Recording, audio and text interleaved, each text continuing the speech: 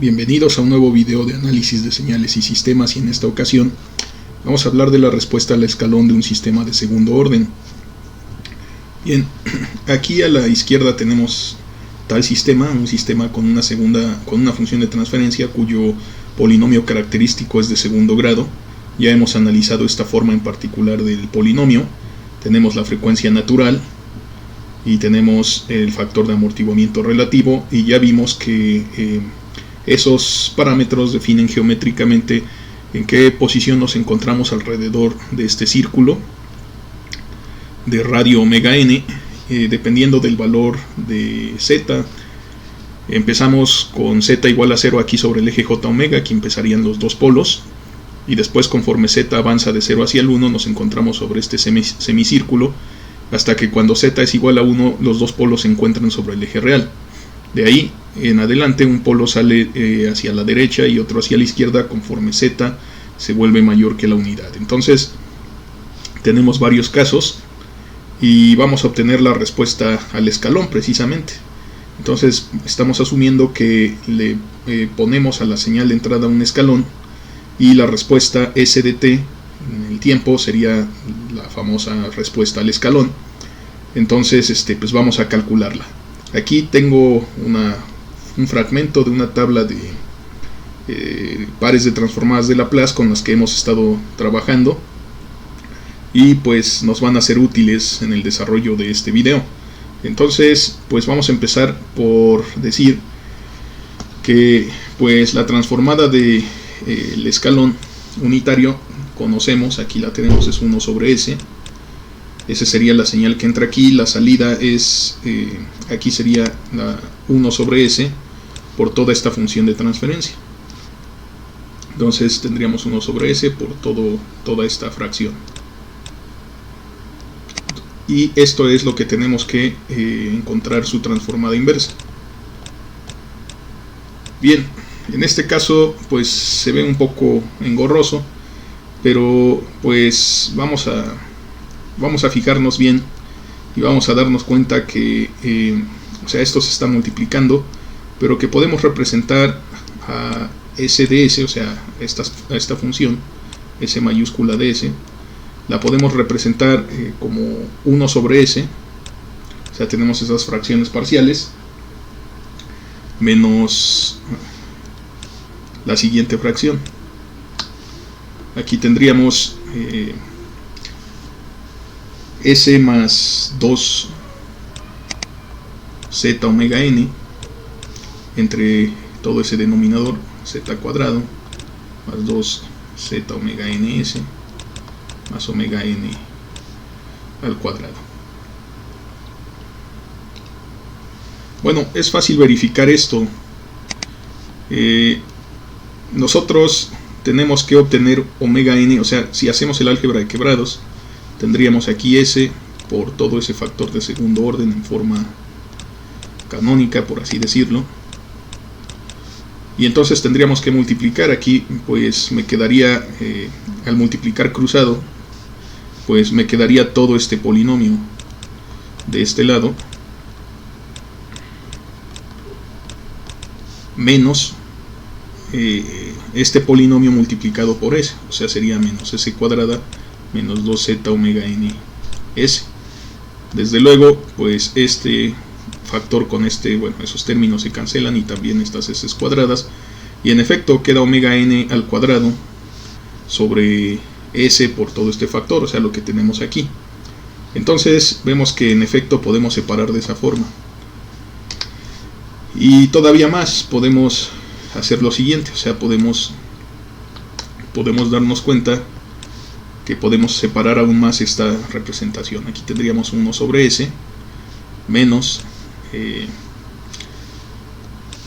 o sea, vamos a separar aquí los términos del numerador.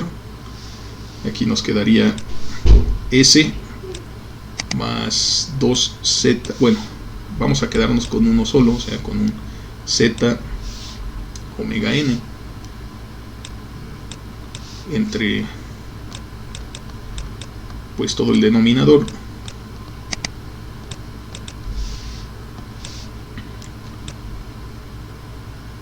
y efectivamente pues nos falta un término, nos falta un z omega n. Entonces vamos a escribir, ese estaría por acá, y pues con el mismo signo. Entonces tendríamos aquí un menos z omega n sobre todo el factor cuadrático.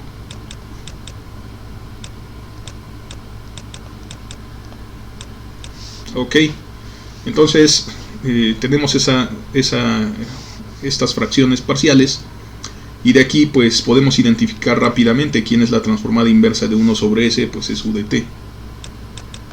Ahora, esta de aquí y esta de aquí se asemejan un poco a estas formas, solo hay que componerlas un poco. En el caso de esta es inmediato, porque nosotros aquí podemos factorizar de la siguiente forma.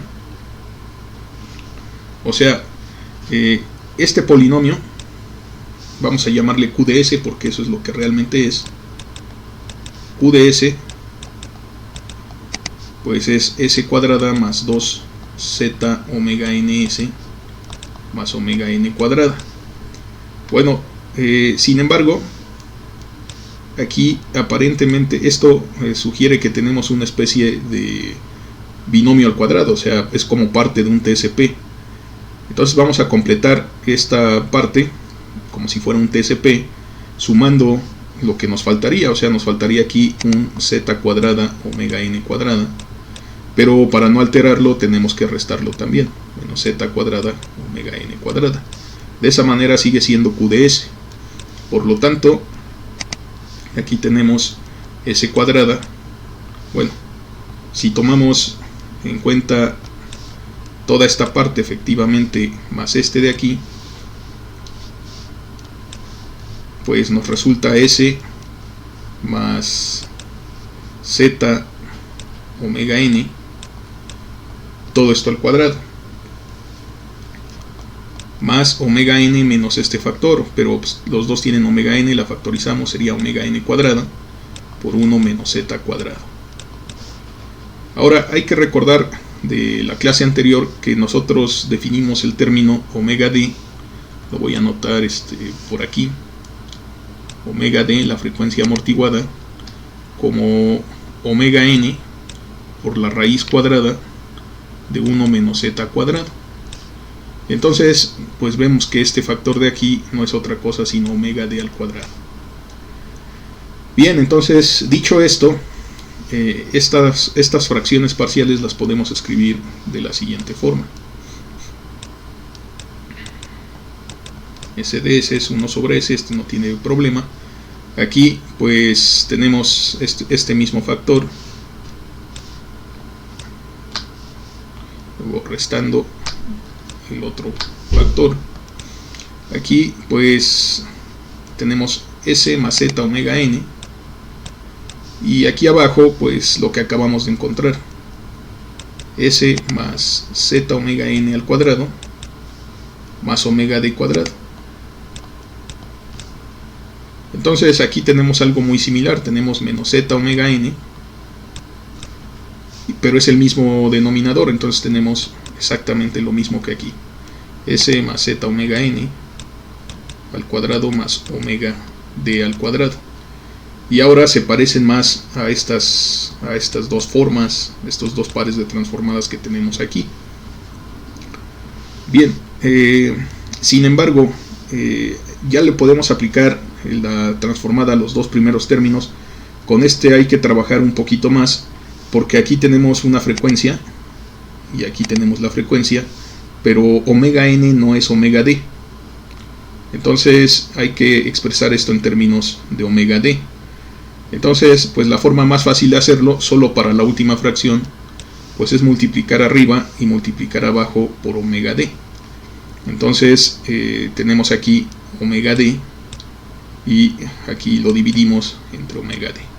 O sea, omega d queda multiplicando a todo esto que tenemos abajo, pero son constantes.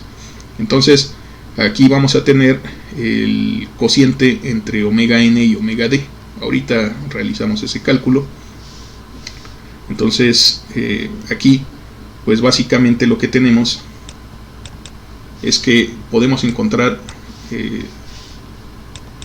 la transformada inversa. O sea, si aplicamos ya la tabla, pues aquí tendríamos SDT, aquí tendríamos UDT, pero UDT es 1 para tiempos mayores que 0, o sea, esto es para tiempos mayores o iguales a 0. Esto vale 1, aquí está UDT, valdría 1. Esta pues sería la transformada del coseno. Aquí tendríamos quién es A es z omega n, entonces aquí sería menos E a la menos z omega n por el tiempo por coseno. ¿Coseno de quién? De omega d por el tiempo. Menos, aquí dijimos, nos queda z. Bueno, este signo menos lo dupliqué sin querer. Aquí estaba, ya lo había escrito. Representa este de aquí.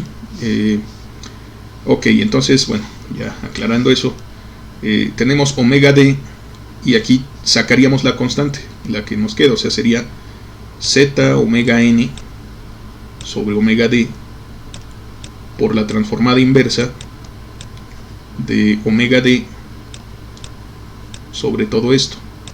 Y ahora sí queda completa con la forma que tiene la transformada del seno. Entonces, antes de eso vamos a revisar quién es esta fracción. Lo voy a escribir por aquí a un lado. Z omega n sobre omega d, pues es z omega n sobre esta expresión, omega n por 1 menos z cuadrado. Entonces se cancelan los omegas n y entonces pues queda z sobre la raíz de 1 menos z cuadrado. Ok, entonces vamos a proseguir con nuestra operación. Aquí sería 1 menos esta exponencial e a la menos z omega n coseno de omega dt menos el factor que acabamos de determinar, o sea, z sobre la raíz 1 menos z cuadrado.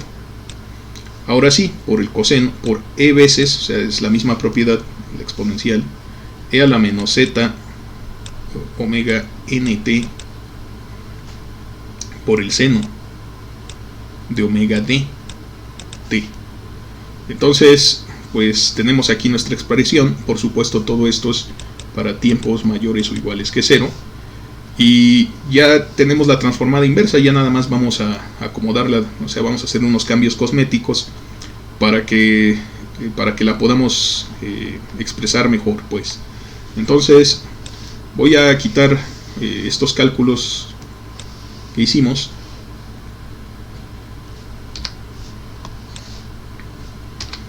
Y vamos a operar con esta nueva expresión, pero vamos a poner un caso general. Entonces aquí tendríamos SDT sería igual a 1. Si nos damos cuenta, podemos factorizar las exponenciales. Nos queda menos e a la menos z omega nt. Y ahora sí, aquí pues tenemos términos del coseno de omega d, pero omega d es todo esto. Entonces, bueno, vamos a mantenerlo ahorita como omega dt menos z veces la raíz de 1 sobre la raíz de 1 menos z cuadrado por el seno de la misma frecuencia, omega dt.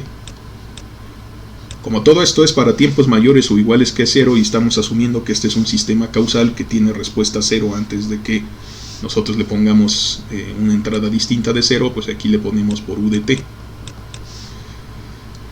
Ok, entonces pues ya para ser más generales, pues podríamos reemplazar esta expresión aquí. Quizás se ve un poco más elegante, nos queda en términos de las puras frecuencias naturales y los factores de amortiguamiento. Entonces, pues vamos a hacer eso.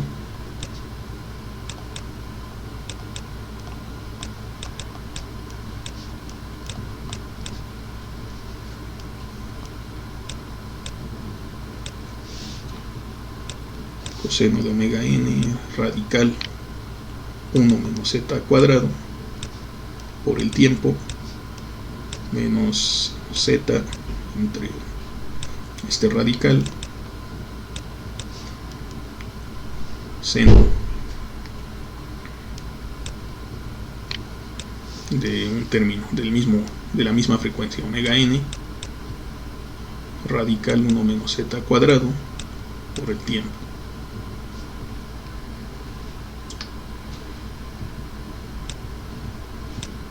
Ok, entonces esta es la respuesta al escalón de este sistema, pero este es el caso subamortiguado.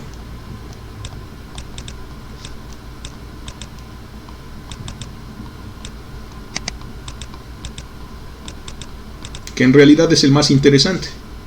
Y aquí podemos darnos cuenta que es cuando z es menor que 1 pero mayor que 0. Ok, entonces voy a quitar esto de aquí un poco y vamos a ver que en general este tipo de respuesta pues tiene este tipo de forma. Cuando nosotros le ponemos un escalón unitario es como darle súbitamente por ejemplo, si fuera un sistema mecánico, súbitamente le ponemos una fuerza distinta de 0 y la mantenemos, súbitamente le ponemos una fuerza constante, entonces el sistema pues hace oscilaciones de esta forma hasta que alcanza su estado estacionario, un valor constante. Entonces tiene un transitorio muy interesante. Ese transitorio pues desde luego está modulado por el factor, estas funciones trigonométricas con este factor exponencial, porque si lo observamos, este factor exponencial va a tender a 0 conforme el tiempo avanza, claro, suponiendo que tanto omega n como z sean positivos.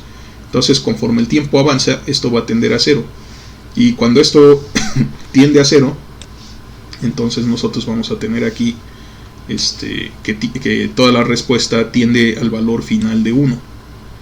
Entonces, sin embargo, ¿qué pasa cuando nosotros variamos el factor de amortiguamiento? Si nosotros le permitimos tomar el 0, es decir, no sería el caso subamortiguado, o sea, z igual a 0 es sin amortiguamiento, son vibraciones sostenidas, los polos del sistema se encontrarían exactamente sobre el eje j omega. Si z fuera 0 en toda esta expresión, pues aquí se cancela, aquí tenemos todo el término seno se cancela.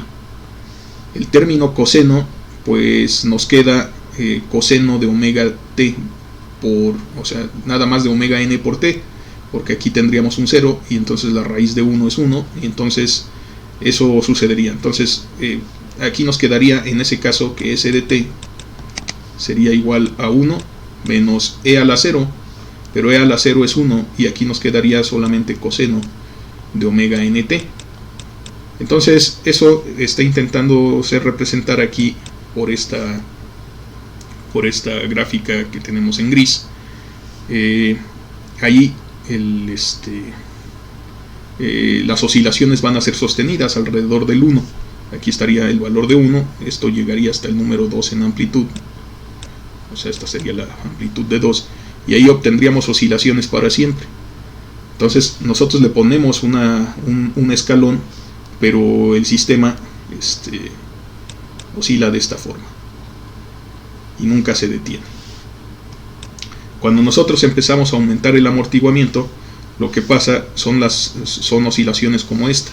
Cuando estamos en este rango, los polos ya no están aquí, los polos empiezan a moverse ahora sobre este círculo, y entonces lo que vemos a partir de ahí son oscilaciones que decaen, como esta que tenemos dibujada aquí en medio.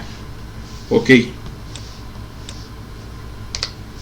¿qué sucede conforme aumenta el amortiguamiento relativo? Voy a traerme esta imagen hacia el centro de la pantalla.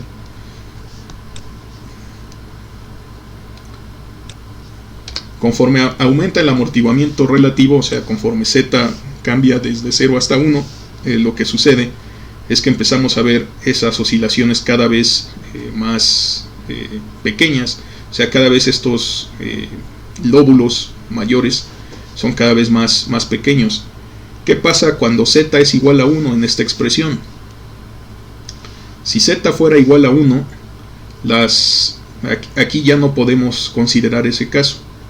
Aquí se nos indetermina esta fracción por el seno. Aquí nos quedaría 1 menos 1 y esto es igual a 0. Entonces esto ya no nos ayuda. Pero ese caso pues se reduce a dos polos sobre el origen, y en ese caso nosotros tendríamos una respuesta cuando z es igual a 1. Tendríamos una respuesta más parecida a una solución exponencial. Entonces, cuando z es igual a 1 es cuando nosotros tenemos las clásicas respuestas de en este caso s de t sería algo así como 1, o sea, eso no iba a cambiar, menos 1 más t o 1 menos t, dependiendo de los factores, por e a la menos z.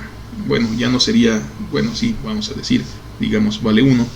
Entonces, pues z pues vale 1. Aquí tendríamos omega nt. ¿Eso qué quiere decir? Pues que todo este término tiende a 0. Tiende a 0 conforme el tiempo avanza, y obtenemos un 1 al final. Pero esto ya no ya no oscila. Entonces, particularmente cuando z sea igual a 1, tendríamos aquí la curva amarilla. Esa sería z igual a 1, y es el caso críticamente amortiguado.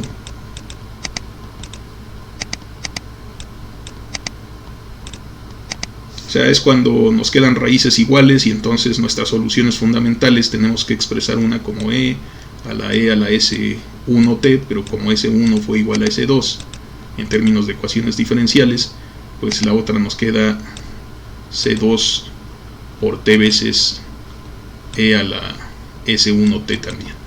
Entonces ahí aparece para romper la independencia lineal. Y después de eso, los demás casos para z mayores, por ejemplo este morado que tenemos aquí, pues es para z mayor que 1. Esos son casos sobreamortiguados.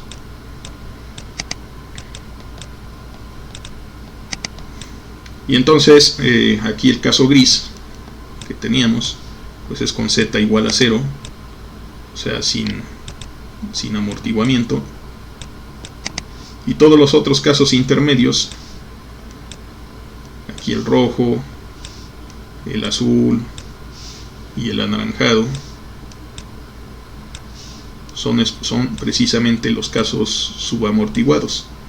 Entonces, por supuesto, yo nada más dibujé 3, hay una infinidad, o sea, tantos valores como de z como hay en este intervalo, pues son infinitos. Entonces, sin embargo, esos son los casos. Entonces, conforme nosotros variamos el amortiguamiento relativo, obtenemos mayor convergencia hacia el 1. Lo obtenemos hacia ese estado estacionario, obtenemos mayor convergencia, pero pero cada vez más lento. Entonces, a veces pues conviene seleccionar un z, depende cuál sea la aplicación, que sea menor que 1, pero o sea que me garantice que este pico se va a presentar, no va a ser tan grande, pero va a ser más rápido que el caso críticamente amortiguado. El caso críticamente amortiguado es el que converge más rápido, pero sin oscilar. Entonces, pues hay unos parámetros muy interesantes que nosotros podemos definir en este tipo de curvas, así como lo hicimos con las constantes de tiempo en las gráficas de primer orden. Y entonces voy a quitar estas gráficas de aquí, estos cálculos, y vamos a analizar en este dibujo qué se le conoce a cada cosa. Entonces, bueno, voy a poner aquí una serie de cotas, de acotaciones. Ahí pues estamos a la mitad, y luego por acá pues desde luego alcanzamos a la unidad. Es más, vamos a ponerla de diferentes colores para que se note. Acá alcanzaríamos a la unidad de este lado.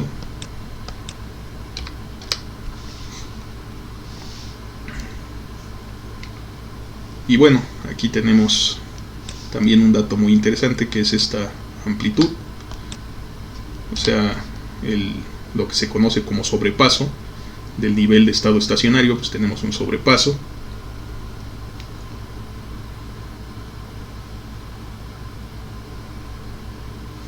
Y desde luego tenemos su tiempo, el tiempo en el que ese sobrepaso se presenta. Entonces ahorita explico cómo están estas acotaciones, qué significan. Y entonces pues vamos a comenzar. La distancia que hay de este 1 hasta este punto se le conoce así como MP, se le llama sobrepaso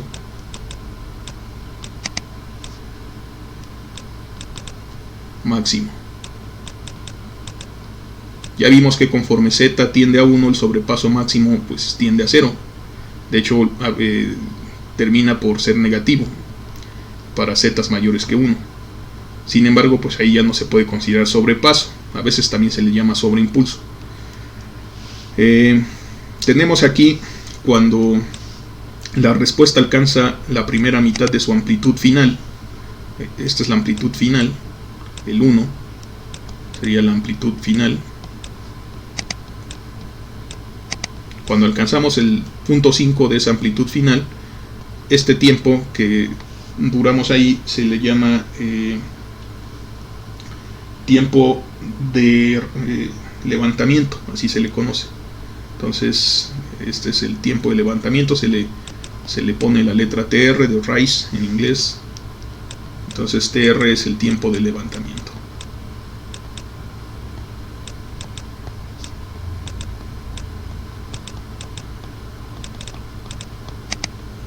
Ok, el amarillo que tenemos aquí, que es cuando alcanza el total de la amplitud final por primera vez, ese tiempo entre 0 y este valor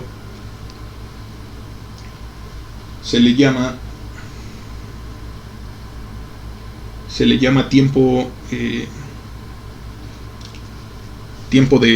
levantamiento, perdón. Este era TR, entonces este es TR.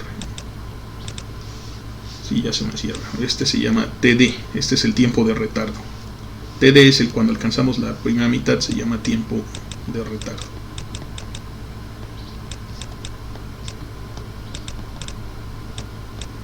Por supuesto, también es una función de z y de omega. Si omega n es grande, pues estos tiempos tienden a ser más pequeños, pero los sobrepasos tienden a ser más grandes.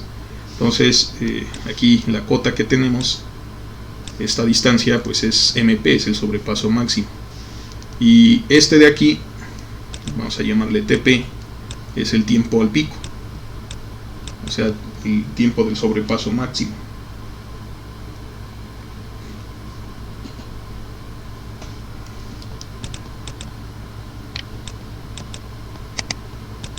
Es el tiempo pico. Entonces son básicamente esos datos que nos interesan conocer de una de estas curvas de respuesta, pero pues generalmente lo que más bien nos interesa es depende de la aplicación, pues ver cuánto es el sobrepaso máximo. Sin embargo, todos estos parámetros se pueden calcular observando la gráfica, y en particular, el tiempo pico, pues se puede obtener si nosotros derivamos S respecto al tiempo. Derivaríamos esta función, la igualaríamos a 0, y pues nos iba a dar todos los puntos donde pasamos por máximos y mínimos.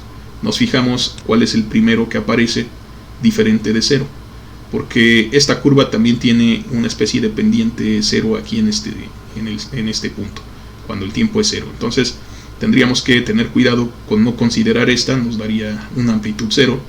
Entonces la siguiente, que no sea el 0, pues nos daría el tiempo del sobrepaso, y después de ahí nosotros podríamos evaluar aquí S de TP y nos daría el valor del sobrepaso máximo. Entonces son ese tipo de cosas que se pueden hacer. Desde luego las computadoras lo pueden calcular de forma más rápida. Estos parámetros son más bien importantes cuando se diseña una respuesta, cuando se dan especificaciones de una respuesta transitoria, si se le conoce, de un sistema de control. Porque finalmente lo que nosotros queremos, por ejemplo, es tener un brazo mecánico y llevar este brazo de este punto inicial a este punto final. Entonces, ¿cómo vamos a realizar ese movimiento? Si queremos que sea rápido, se va a pasar y va a oscilar de esta forma. Por otro lado, pues lo podemos hacer lentamente, y entonces pues sí va a llegar, pero lentamente. Entonces depende mucho de nuestra aplicación, depende de cuál sea que sea lo más crítico, la velocidad de respuesta o la precisión del movimiento. Entonces esa es pues la idea por la cual se definen todos estos parámetros sobre las respuestas transitorias. Ok, bueno, pues por este video es todo. Aquí hemos visto otra vez más cómo estas respuestas, cómo tablas de pares transformadas nos han ayudado con el cálculo de estas respuestas, y vemos el comportamiento tan interesante que tienen estas respuestas de los sistemas de segundo orden. Entonces ya tenemos las respuestas de sistemas de primer orden, ahora tenemos de segundo orden también caracterizadas las respuestas, y con esa, como hemos dicho, podemos representar cualquier orden de sistema partiéndolo en factores de primer orden y de segundo orden. Bueno, espero que este video haya sido de su agrado y definitivamente nos vemos la próxima vez.